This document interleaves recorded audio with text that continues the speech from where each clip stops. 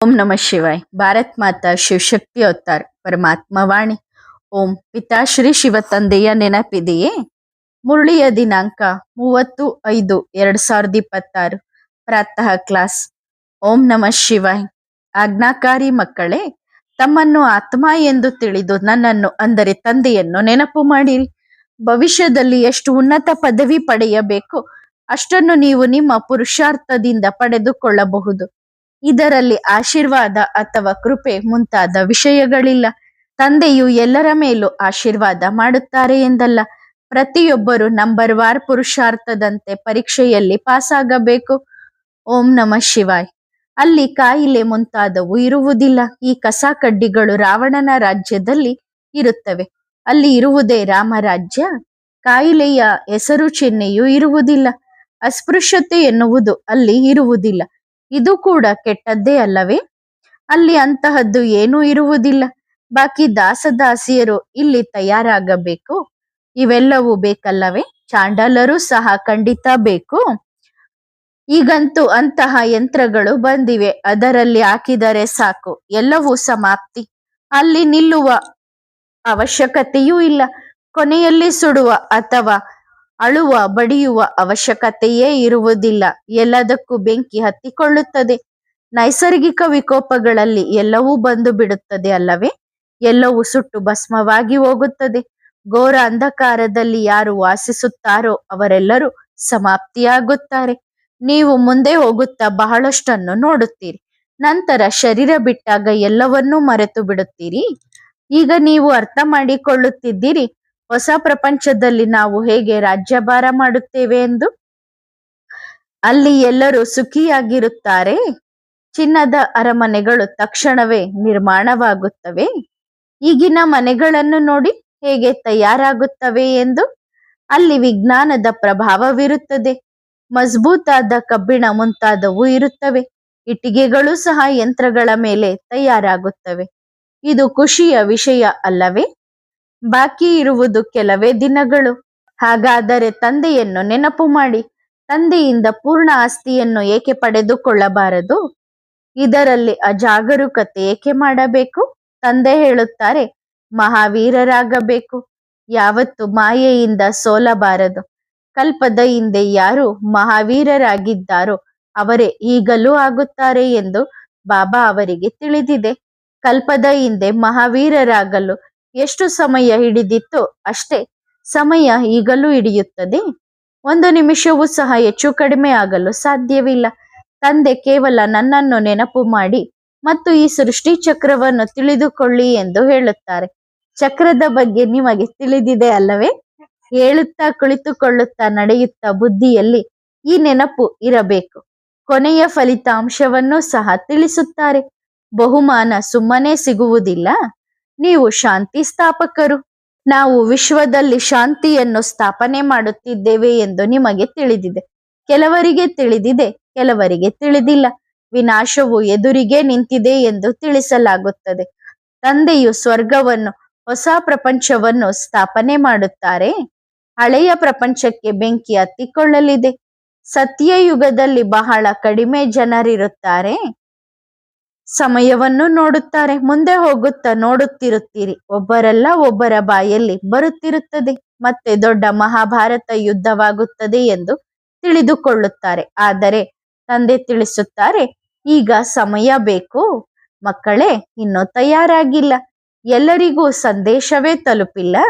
ಸಂಪೂರ್ಣ ಸೂರ್ಯವಂಶಿ ಚಂದ್ರವಂಶಿ ರಾಜಧಾನಿ ಸ್ಥಾಪನೆಯಾಗುತ್ತಿದೆ. ಇದು ಅದ್ಭುತ ಅಲ್ಲವೇ? ಅದಕ್ಕಾಗಿಯೇ ತಂದೆ ತಿಳಿಸುತ್ತಿರುತ್ತಾರೆ, ನಿಮ್ಮನ್ನು ನೀವು ಸಂಭಾಳಿಸಿಕೊಳ್ಳಿ. ತಮ್ಮನ್ನು ಆತ್ಮ ಎಂದು ತಿಳಿದು ನನ್ನನ್ನು ಅಂದರೆ ತಂದೆಯನ್ನು ನೆನಪು ಮಾಡಿರಿ. ಭವಿಷ್ಯದಲ್ಲಿ ಎಷ್ಟು ಶ್ರೇಷ್ಠ ಪದವಿ ಪಡೆಯಬೇಕೋ ಅಷ್ಟನ್ನು ನೀವು ಪುರುಷಾರ್ಥದಿಂದ ಪಡೆದುಕೊಳ್ಳಬಹುದು. ಇದರಲ್ಲಿ ಆಶೀರ್ವಾದ ಅಥವಾ ಕೃಪೆ ಮುಂತಾದ ವಿಷಯಗಳಿಲ್ಲ. ತಂದೆಯು ಎಲ್ಲರ ಮೇಲೂ ಆಶೀರ್ವಾದ ಮಾಡುತ್ತಾರೆ ಎಂದಲ್ಲ. ಪ್ರತಿಯೊಬ್ಬರು ನಂಬರ್ ವಾರ್ ಪುರುಷಾರ್ಥದಂತೆ ಪರೀಕ್ಷೆಯಲ್ಲಿ ಪಾಸ್ ಆಗಬೇಕು. ಯಾರು ಕಲ್ಪದ ಹಿಂದೆ ಶ್ರೇಷ್ಠ ಪದವಿ ಪಡೆದಿದ್ದಾರೋ ಅವರೇ ಆ ಪದವಿಯನ್ನು ಪಡೆಯುತ್ತಾರೆ. ಪುರುಷಾರ್ಥ ಮತ್ತು ಪುರುಷಾರ್ಥ ಡ್ರಾಮಾದ ಅನುಸಾರ ಪುರುಷಾರ್ಥವನ್ನು ಅವಶ್ಯವಾಗಿ ಮಾಡುತ್ತಾರೆ ಎಂದು ತಂದೆಗೆ ಗೊತ್ತಿದೆ. ಕಲ್ಪದ ಹಿಂದೆಯೂ ಮಾಡಿದ್ದರು. ನಾವು ಸಾಕ್ಷಿಯಾಗಿ ನೋಡುತ್ತೇವೆ. ಮಕ್ಕಳಾದ ನೀವು ನೆನಪಿನ ಯಾತ್ರೆಯಲ್ಲಿ ಇರಬೇಕು. ಈ ನೆನಪಿಗೆ ಯಾತ್ರೆ ಎಂಬ ಹೆಸರು ಸರಿಯಾಗಿಯೇ ಇಡಲಾಗಿದೆ. 2 ಪ್ರಕಾರದ ಯೋಗವಿದೆ ಎಂದು ನಿಮಗೆ ಗೊತ್ತಿದೆ. ಭಾರತದ ಪ್ರಾಚೀನ ರಾಜಯೋಗ ಯಾವುದು ಎಂಬುದು ಯಾರಿಗೂ ಗೊತ್ತಿಲ್ಲ. ಸನ್ಯಾಸಿಗಳು, ಹಠಯೋಗಿಗಳು, ನಿವೃತ್ತಿ ಮಾರ್ಗದವರು, ಅವರು ರಾಜಯೋಗವನ್ನು ಹೇಗೆ ಕಲಿಸಲು ಸಾಧ್ಯ? ಪ್ರವೃತ್ತಿ ಮಾರ್ಗವನ್ನು ಹೇಗೆ ಸ್ಥಾಪಿಸಲು ಸಾಧ್ಯ? ಆ ಧರ್ಮವೇ ಬೇರೆಯಾಗಿದೆ. ಅವರು ನಂತರ ಬರುತ್ತಾರೆ. ಅವರು ಪ್ರವೃತ್ತಿ ಮಾರ್ಗದ ರಾಜಯೋಗವನ್ನು ಕಲಿಸಲು ಸಾಧ್ಯವಿಲ್ಲ. ನಿವೃತ್ತಿ ಮಾರ್ಗ, ಪ್ರವೃತ್ತಿ ಮಾರ್ಗದ ಬಗ್ಗೆಯೂ ಅವರಿಗೆ ಗೊತ್ತಿಲ್ಲ. ಎಷ್ಟೊಂದು ಹಠಯೋಗ ಮುಂತಾದವುಗಳನ್ನು ಕಲಿಸುತ್ತಾರೆ. ಅವೆಲ್ಲವೂ ಶರೀರದ ಆರೋಗ್ಯಕ್ಕಾಗಿ ಇವೆ. ಹಠಯೋಗವನ್ನು ಹೇಗೆ ಮಾಡುತ್ತಾರೆಂದರೆ ಪೈಲ್ವಾನರಾದಂತೆ. ನೀವು ಅದನ್ನು ಮಾಡಬಾರದು. ಹಠಯೋಗದಲ್ಲಿ ಅನೇಕ ಪ್ರಕಾರದ ಡ್ರಿಲ್ ಮುಂತಾದವುಗಳನ್ನು ಕಲಿಯುತ್ತಾರೆ. ನೀವು ಹೇಳುತ್ತಾ, ಕುಳಿತುಕೊಳ್ಳುತ್ತಾ, ನಡೆಯುತ್ತಾ ತಂದೆಯನ್ನು ನೆನಪು ಮಾಡಬೇಕು. ಬಹಳಷ್ಟು ಜನರಿಗೆ ಸಾಕ್ಷಾತ್ಕಾರವೂ ಆಗುತ್ತಿರುತ್ತದೆ. ಎಲ್ಲೆಲ್ಲಿ ರಾಜರಿರುತ್ತಾರೆ ಎಂಬ ಸಾಕ್ಷಾತ್ಕಾರವೂ ಆಗುತ್ತದೆ. ಅಲ್ಲಿಯೂ ರಾಜರ ಉಡುಪುಗಳು ಭಿನ್ನ ಭಿನ್ನವಾಗಿರುತ್ತವೆ. ಯಾವುದು ಕಳೆದು ಹೋಗಿದೆಯೋ ಅದು ಮತ್ತೆ ಪುನರಾವರ್ತನೆಯಾಗುತ್ತದೆ. ತಂದೆ ಹೇಳುತ್ತಾರೆ, ಆತ್ಮಿಕ ಮಕ್ಕಳೇ, ನನ್ನನ್ನು ಅಂದರೆ ತಂದೆಯನ್ನು ನೆನಪು ಮಾಡಿ.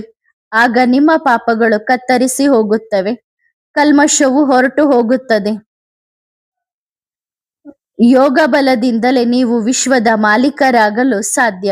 ಅವರಿಬ್ಬರೂ ಒಂದಾದರೆ ವಿಶ್ವದ ಮೇಲೆ ರಾಜ್ಯಭಾರ ಮಾಡಬಹುದು. ಆದರೆ ಕಾನೂನು ಹಾಗೆ ಹೇಳುವುದಿಲ್ಲ.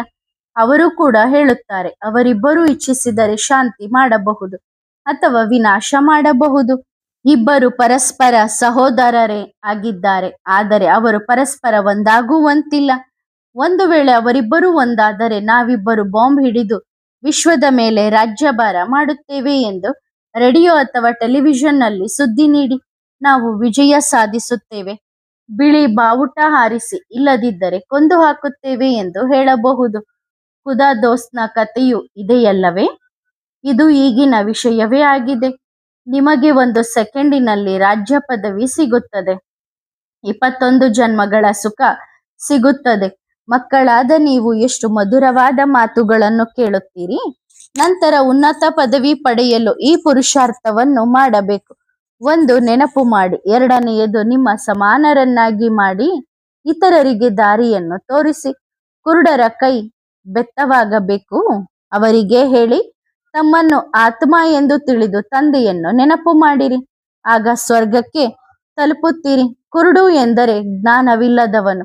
ನಾವು ಕೂಡ ಕುರುಡರಾಗಿದ್ದೆವು. ತಂದೆಯನ್ನು ತಿಳಿದೇ ಇರಲಿಲ್ಲ ಎಂದು ನೀವು ಅನುಭವಿಸುತ್ತೀರಿ. ನೋಡುವ ವಿಷಯವಂತೂ ದೂರವೇ ಉಳಿಯಿತು. ಆದ್ದರಿಂದ ಈಗ ಮಕ್ಕಳು ಅಂತರ್ಮುಖಿಗಳಾಗಬೇಕು. ತಂದೆಯನ್ನು ನೆನಪು ಮಾಡಬೇಕು. ಆಗ ಪಾಪಗಳು ಕತ್ತರಿಸಿ ಹೋಗುತ್ತವೆ. ಮಾಯೆ ಬಹಳ ಕಠಿಣವಾಗಿದ್ದಾಳೆ. ಸಿಂಹ ಮತ್ತು ಹದ್ದು ಇರುತ್ತವಲ್ಲವೇ? ಹದ್ದು ಬಹಳ ಶಕ್ತಿಯುತ ಮತ್ತು ತೀಕ್ಷ್ಣವಾಗಿರುತ್ತದೆ. ಅಂತಹ ತೀಕ್ಷ್ಣ ಪ್ರಾಣಿಗಳನ್ನು ಸಹ ಪಳಗಿಸುತ್ತಾರೆ. ಸಿಂಹಗಳನ್ನು ಪಳಗಿಸಿ ಈಗ ಜೀಪಿನಲ್ಲಿ ಸುತ್ತಿಸುತ್ತಾರೆ. ನಮಗೆ ಈ ಎಲ್ಲ ವಿಷಯಗಳೊಂದಿಗೆ ಯಾವುದೇ ಸಂಬಂಧವಿಲ್ಲ. ಎಲ್ಲರೂ ಸಹೋದರರು. ಇವನು ಕೂಡ ನಿಮ್ಮ ಸಹೋದರ. ನಮಗೆ ತಂದೆಯಿಂದ ರಾಜ್ಯ ಸಿಗುತ್ತಿದೆ ಎಂದು ಎಲ್ಲಾ ಸಹೋದರರು ಹೇಳುತ್ತಾರೆ. ನಮಗೆ ಅಂದರೆ ಸಹೋದರರಿಗೆ ಶ್ರೀಮತ ಏನು ಸಿಗುತ್ತದೆ? ಇದು ಸಾಮಾನ್ಯ ವಿಷಯ. ಇದು ಕೂಡ ಕೇಳುವ ವಿಷಯವೇ ಎಂದು ಹೇಳುತ್ತಾರೆ. ನಾವೆಲ್ಲರೂ ಸಹೋದರರು. ಬೇಹದ್ದಿನ ತಂದೆ ಇದ್ದಾರೆ. ನಾವೆಲ್ಲರೂ ಸಹೋದರರು ಎಂದು ಎಲ್ಲರಿಗೂ ನೆನಪಿರಲಿ. ನಂಬರ್ ವಾರ್ ನಮ್ಮ ತಂದೆಯೂ ಇರುತ್ತಾರೆ. ತಂದೆಯಿಂದ ಏನು ಸಿಗುತ್ತದೆ ಎಂಬ ಪ್ರಶ್ನೆಯೇ ಬರುವುದಿಲ್ಲ. ಬೇಹದ್ದಿನ ತಂದೆ ಬೇಹದ್ದಿನ ಸುಖವನ್ನೇ ಕೊಡುತ್ತಾರೆ, ಏಕೆಂದರೆ ಸ್ವರ್ಗದ ಸ್ಥಾಪನೆ ಮಾಡುತ್ತಾರೆ. ನೀವೆಲ್ಲರೂ ಸಹೋದರರು ಎಂದು ತಿಳಿದುಕೊಳ್ಳಿ. ನಾವು ಸ್ವರ್ಗವಾಸಿಗಳಾಗುತ್ತಿದ್ದೇವೆ. ಕೇಳುವ ಅವಶ್ಯಕತೆಯೇ ಇಲ್ಲ. ನಾವೆಲ್ಲರೂ ಸಹೋದರರು ಎಂಬ ನಿಶ್ಚಯವಿದೆ. ಎಲ್ಲರೂ ಸಹೋದರರೇ ಆಗಿದ್ದಾರೆ. ಆದರೆ ಭಾರತಕ್ಕೆ ಮಾತ್ರ ಸ್ವರಾಜ್ಯ ಸಿಗುತ್ತದೆ ಎಂಬುದು ಪ್ರಸಿದ್ಧವಾಗಿದೆ. ಆತ್ಮಗಳೆಲ್ಲರೂ ಸಹೋದರರೇ? ಆದರೆ ಯಾರೋ ಎಲ್ಲೋ ಇದ್ದಾರೆ. ಆದ್ದರಿಂದ ಸ್ವರ್ಗದ ಆಸ್ತಿ ಭಾರತವಾಸಿಗಳಿಗೆ ಸಿಗುತ್ತದೆ. ಹೊಸ ಪ್ರಪಂಚವಿದ್ದಾಗ ಭಾರತವು ಸ್ವರ್ಗವಾಗಿತ್ತು. ನಾವು ತಂದೆಯ ಮಕ್ಕಳು ಎಂಬ ನೆನಪಿದ್ದರೂ ಖುಷಿ ಇರುತ್ತದೆ. ಶ್ರೀಮಂತಿಕೆಯ ನಶೆ ಇರುತ್ತದಲ್ಲವೇ?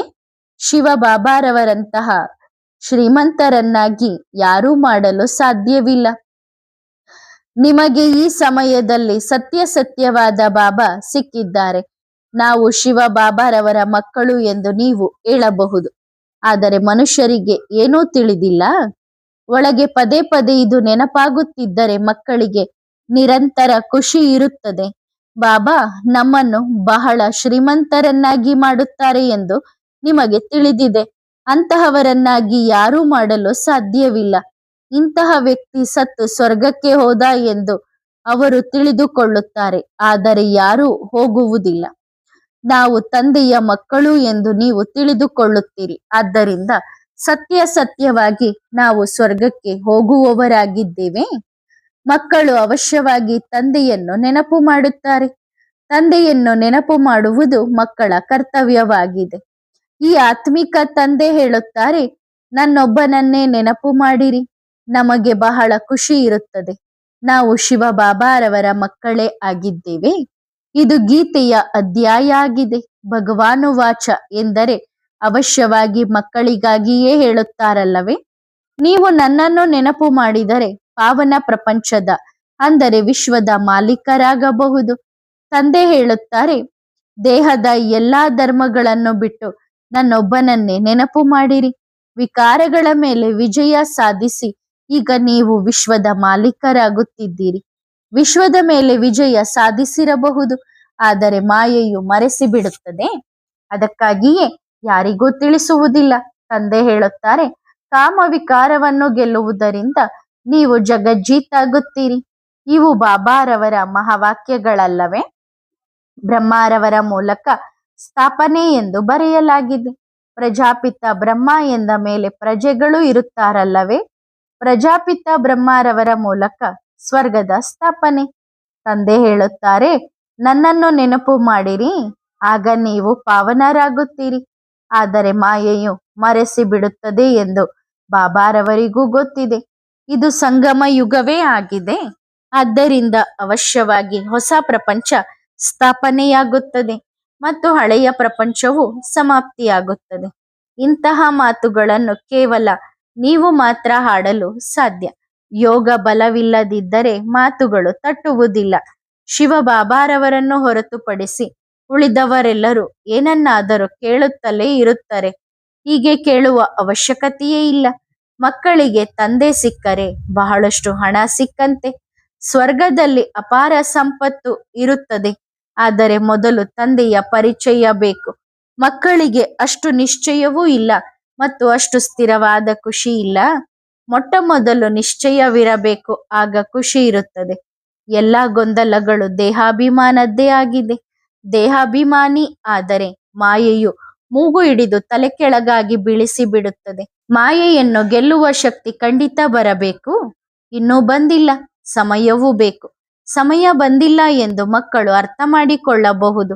ಇಲ್ಲದಿದ್ದರೆ ಯುದ್ಧ ನಡೆಯುವುದನ್ನು ನೋಡುತ್ತಿದ್ದೆವು. ಬೇಗ ಆಗಲಿ ಎಂದು ಇಚ್ಛಿಸುತ್ತಾರೆ, ಆದರೆ ತಂದೆಯನ್ನು ಬಿಡಲು ಮನಸ್ಸಾಗುವುದಿಲ್ಲ.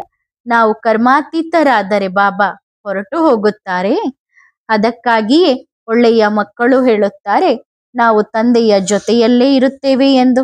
ಆಗ ಬಾಬಾ ಹೊರಟು ಹೋಗಬಾರದು. ಈಗ ನಾವು ಈಶ್ವರೀಯ ಸಂಪ್ರದಾಯದವರು, ಅವರ ಮಕ್ಕಳಾಗಿದ್ದೇವೆ ಎಂದ ಮೇಲೆ ನಾವು ಏಕೆ ಸ್ವರ್ಗದ ಮಾಲೀಕರಾಗಲು ಸಾಧ್ಯವಿಲ್ಲ? ಅನನ್ಯ ಮಕ್ಕಳು ತಿಳಿಸುತ್ತಲೂ ಇರುತ್ತಾರೆ. ತಿಳಿಸುತ್ತಿದ್ದರೆ ಬರೆದು ಕಳಿಸಿಯೂ ಇರುತ್ತಾರೆ. ಅಂದ್ರೆ ಪತ್ರ ಬರೆದು ಕಳಿಸ್ತಾರೆ. ತಂದೆಯ ಜೊತೆಗೆ ಅಂತಹ ಪ್ರೀತಿ ಇರಬೇಕು. ನಮ್ಮನ್ನು ಬಿಟ್ಟು ಹೋಗಬಾರದು. ಆದರೆ ದೇಹಾಭಿಮಾನಿಗಳಲ್ಲಿ ಅಂತಹ ಪ್ರೀತಿ ಇಲ್ಲ. ಪ್ರೀತಿ ಬಹಳ ಕಡಿಮೆ ಇದೆ. ಮಾಯಾವಿ ಬುದ್ಧಿ ಹೆಚ್ಚಾಗಿದೆ. ಈಶ್ವರೀಯ ಬುದ್ಧಿ ಕಡಿಮೆ ಇದೆ. ಮಕ್ಕಳು ಕೇಳಿದಾಗ ಸ್ಮರಣೆ ಮಾಡಿದಾಗ ನಶೆ ಏರುತ್ತದೆ. ಒಂದು ವೇಳೆ ಸ್ಮರಣೆ ಮಾಡದಿದ್ದರೆ ಸೋಡಾ ವಾಟರ್ನಂತೆ ಆಗಿಬಿಡುತ್ತದೆ. ರಕ್ತದ ಆಕಳೆ ಕಡಿಮೆಯಾಗಿ ಬಿಡುತ್ತದೆ. ತಂದೆಗೆ ಬಹಳ ಕರುಣೆಯೂ ಬರುತ್ತದೆ. ಪ್ರತಿದಿನ ನಶೆಯ ಪಾನೀಯವನ್ನು ಕುಡಿಸುತ್ತಾರೆ. ವಿಧ ವಿಧವಾದ ನಶೆ ಇರುತ್ತದಲ್ಲವೇ? ಇದು ಈಶ್ವರೀಯ ನಶೆಯ ಪಾನೀಯವಾಗಿದೆ. ನೆನಪಿನಲ್ಲಿದ್ದರೆ ಖುಷಿಯ ಮಟ್ಟ ಏರಿರುತ್ತದೆ. ನೆನಪಿನಲ್ಲಿ ಇಲ್ಲದಿದ್ದರೆ ಸಡಿಲವಾಗಿ ಬಿಡುತ್ತಾರೆ, ಹೇಡಿಗಳಾಗಿ ಬಿಡುತ್ತಾರೆ. ಅಚ್ಚರಿಯ ವಿಷಯವೆಂದರೆ ಬಾಬಾ ನಮ್ಮ ತಂದೆಯೂ ಹೌದು ಮತ್ತು ಶಿಕ್ಷಕರೂ ಹೌದು ಎನ್ನುವುದನ್ನೇ ಮರೆತು ಬಿಡುತ್ತಾರೆ. ನಡವಳಿಕೆ, ಮಾತುಕತೆ ಎಲ್ಲವೂ ಹೊರಗಿನವರಂತೆಯೇ ಇರುತ್ತದೆ.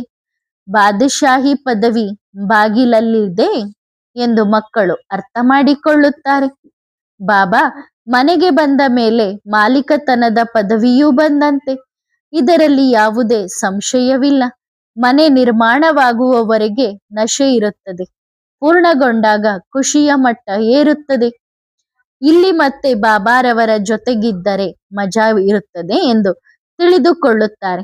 ತಂದೆಯೇ ಆ ಪಾನೀಯವನ್ನು ಕುಡಿಸುತ್ತಾರಲ್ಲವೇ? ತಂದೆಯ ಜೊತೆಗಿರುವುದು ಸ್ವರ್ಗಕ್ಕಿಂತಲೂ ಮಿಗಿಲಾದದ್ದು. ಯಾರ ಅದೃಷ್ಟದಲ್ಲಿ ಇಲ್ಲವೋ ಅವರು ಪ್ರಯತ್ನವನ್ನಾದರೂ ಏನು ಮಾಡಲು ಸಾಧ್ಯ? ಮಕ್ಕಳು ಬಾಕ್ಸಿಂಗ್ ನೋಡಿರಲಿಕ್ಕಿಲ್ಲ. ಇದರಲ್ಲಿ ಬಹಳಷ್ಟು ಜನರು ಸಾಯುತ್ತಾರೆ. ನಿಮ್ಮದೆಲ್ಲವೂ ಗುಪ್ತವಾಗಿದೆ. ಯಾರ ನೆನಪು ಹೆಚ್ಚಾಗಿರುತ್ತದೆಯೋ ಅವರಿಗೆ ಖುಷಿಯು ಹೆಚ್ಚಾಗಿರಬೇಕು. ಸಂಪಾದನೆ ಬಹಳ ದೊಡ್ಡದಾಗಿದೆ. ಇದರಲ್ಲಿ ಯಾರು ಅಜಾಗರೂಕತೆ ಮಾಡಬಾರದು. ವಿಚಾರ ಸಾಗರ ಮಂಥನ ಮಾಡುವುದು ಲಾಭದಾಯಕವಾಗಿದೆ. ಎಷ್ಟು ವಿಚಾರ ಸಾಗರ ಮಂಥನ ಮಾಡುತ್ತೀರೋ ಅಷ್ಟು ಒಳ್ಳೆಯ ಅಂಶಗಳು ಸಿಗುತ್ತವೆ. ಭಾಷಣವನ್ನು ಚೆನ್ನಾಗಿ ಮಾಡಬಹುದು. ಇದು ದೊಡ್ಡ ಲಾಟ್ರಿ. ಕೆಳಗೆ ಬಿದ್ದರೆ ಕಲ್ಪಾಂತರದ ಲಾಟ್ರಿ ಹೋಯಿತು ಎಂದು ತಿಳಿದುಕೊಳ್ಳುತ್ತಾರೆ. ಈ ಕಾರಣದಿಂದ ಯಾರೂ ಕೆಳಗೆ ಬೀಳಬಾರದು. ಒಳ್ಳೆಯದು. ಆತ್ಮಿಕ ಮಕ್ಕಳಿಗೆ ಆತ್ಮಿಕ ಬಾಪ್ ದಾದಾರವರ ನೆನಪು, ಪ್ರೀತಿ ಮತ್ತು ಗುಡ್ ಮಾರ್ನಿಂಗ್. ಆತ್ಮಿಕ ಮಕ್ಕಳಿಗೆ ಆತ್ಮಿಕ ತಂದೆಯ ನಮಸ್ತೆ. ಆತ್ಮಿಕ ಮಕ್ಕಳು ಆತ್ಮಿಕ ತಂದೆಗೆ ಮಾಡುವ ನೆನಪು, ಪ್ರೀತಿ ಮತ್ತು ನಮಸ್ತೆ ನಮಸ್ತೆ ನಮಸ್ತೆ. ಧನ್ಯವಾದ ಬಾಬಾ, ಶುಕ್ರಿಯ. ವರದಾನ: ಬಂಧನ ಮುಕ್ತ ಭವ. ಮಕ್ಕಳಾದ ನೀವು ನಿಮ್ಮನ್ನು ಬಂಧನ ಮುಕ್ತರೆಂದು ಅನುಭವ ಮಾಡುತ್ತೀರಾ? ಬಂಧನ ಮುಕ್ತರಾಗಲು ಯಾವ ಪುರುಷಾರ್ಥ ಮಾಡಬೇಕು?